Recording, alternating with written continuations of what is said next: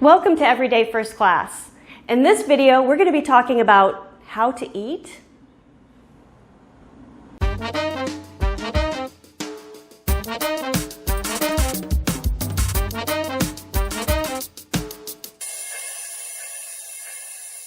Welcome to Everyday First Class.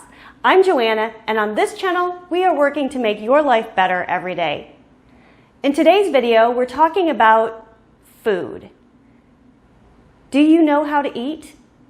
It seems like a silly question, but I have seen so many news articles recently, especially in the last few weeks. Meat recalls for E. coli contamination, contamination in pre-cut cantaloupe, contamination in kids' fruit juices with heavy metals. What is going on? Why can't we trust the food that we find in the grocery store to be healthy? Now, this is a subject that I have spent considerable time and effort researching and learning about, and my conclusion is that the safest food that you can buy is as close to home as you can buy. And I'm not talking about your local grocery store. I'm talking about your local farmer. We've been buying meat from a local farmer for many, many years. And not just one, we have several farmers that we buy from. Not a single time have we ever become ill from anything that we've bought from them. I also frequent a local farmers market and a local food co-op, and all of their growers are locally based. I would say no more than 50, maybe 100 miles away from where I live. This to me is food safety. This to me is food security, and it is worth the extra effort to seek it out. It is worth the extra effort to find it, and it is definitely worth the extra money to pay for it. If it is more expensive, sometimes it's not. You might be surprised. Now, there are a couple of resources that I'm going to refer you to at the end of the video where you could go to find local food resources in your area. But for now, I want to talk about a few things that could help change your mind if you're really loving going to the grocery store and all of the convenience that it provides.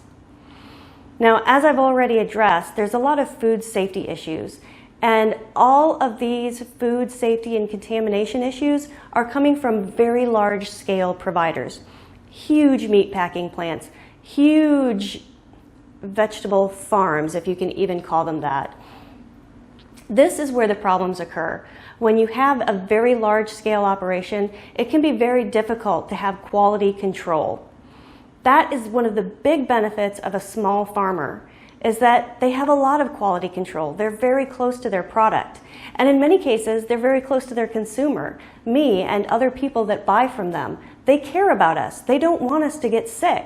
And it's not just because it would ruin their business and they would maybe lose their farm, but because they care about us as individuals.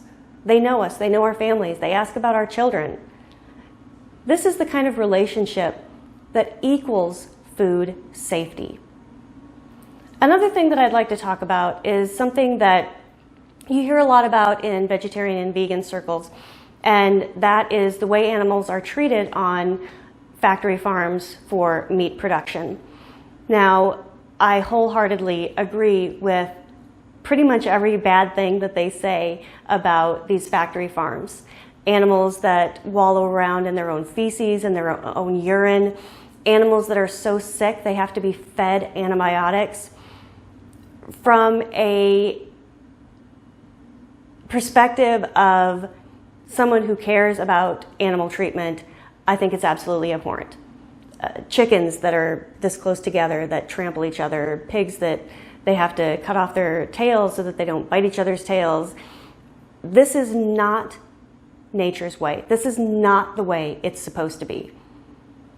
In my opinion, it's one of the worst things that we have done as a society is reduced the raising of livestock to this level, to where we have absolutely no concern about the suffering of the animals that are feeding us and feeding our families.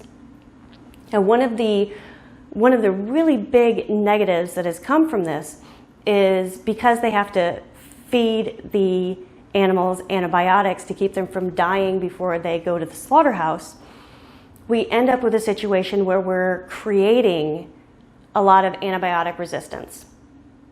Now, there's actually a documentary out about this. I believe it's called Resistant, and it goes over all of the many ways that we have squandered the gift of antibiotics. Things that people used to die from, we don't die from that anymore because of antibiotics. But the more that we use and abuse and overuse antibiotics, the less effective they are. And we end up with antibiotic resistant strains of bacteria. And in recent weeks, I've heard about a fungus that is resistant to pretty much absolutely every single thing that they have tried to kill it with. And it is quietly creeping through hospitals all over the world, killing like 40% of the people that it infects. And it's because they have no treatment for it. And one of the big things that's being blamed for that is the use of antifungals in large-scale farming operations.